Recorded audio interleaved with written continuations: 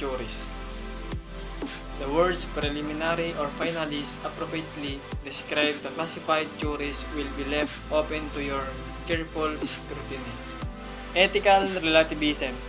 So first, this movement ethical principle rejects absolutism which insists on the existence of universally acceptable ethical truths.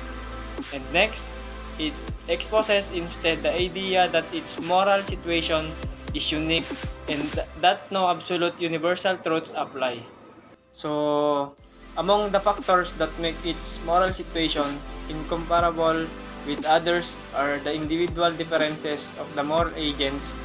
The differences are due to diverse cultural heritage, varied religious affiliation, different prevailing social norms, and even distinct individual preferences.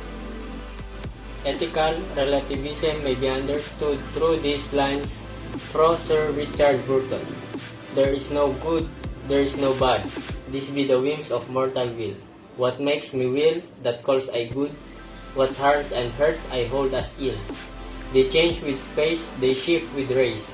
And in the various space of time, each vice has worn a virtuous crown.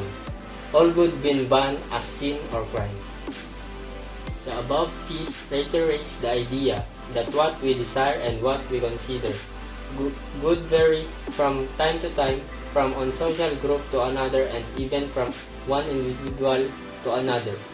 In short, this principle subscribes to the dictum that what may be morally right for you may not be morally right for another. According to this formulation, context determines the nature of moral actions. Hence, certain acts that are usually considered morally bad may be morally permissible under certain circumstances or exceptional cases. For example, may not morally bad in all cases, as nudity of the human body may be considered artistic.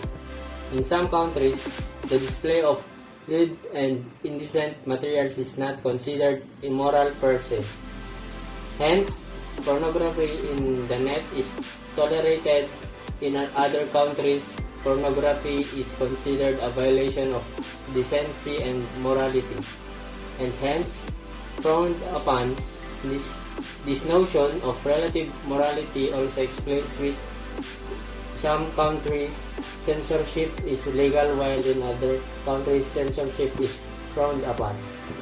Ethical absolutism assert that there should be fixed or rigid factor. In evaluation action, fixed factor are universal constant and therefore unchanging reason for judging an action as good or bad, right or wrong, just or unjust, among other. One that universal in nature, ethical absolutism could not consider an action bad in one sense and good in another. Computer hacking, for example, will be not considered evil or bad per se by relativists. Such an act may be good in one case and bad in another context. There is no fixed evaluation of an action. Ethical absolutism simply argues that one must follow a consistent ethical standard, one that is universal in nature. Ethical absolutists would not consider an action bad is one, sins and good in another. Ethical egoism and ethical altruism. The assessment of their moral value hinges on how they are categorized. Objects of desire are labeled good while objects of aversion are considered evil. What predisposes us to act in a certain way is determined by whether it is an object of aversion or an object of desire. What would move you to pursue objects would be your desires. Aversions, on the other hand, motivate you to avoid certain objects. Ethical egoism and ethical altruism are two other principles of morality that we usually use to support certain ethical judgment. Schools of thought in defense of these theories date back to ancient times. Their modern roots, however, are traceable to Thomas Hobbes, a well-known English philosopher. Example egoism is that company wants to empty waste into a river. The people living downstairs object and actively pursue what they want. Another example of ethical altruism is an ethical doctrine that holds that the moral value of an individual's actions depends on the impact on their individuals regardless of the consequences of the individual him or herself.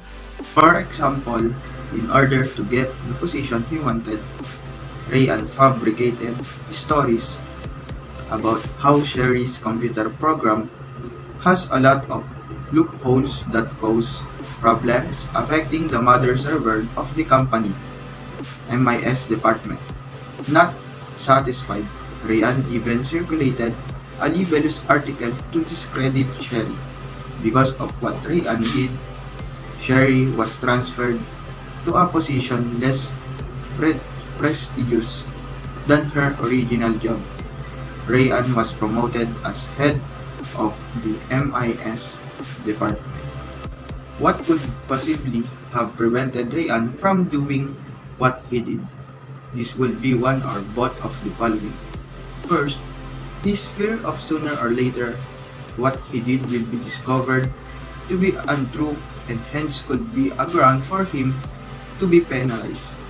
Second, his feeling of superiority over others, that is, his high regard for himself in upholding the truth and projecting himself as a law-abiding citizen.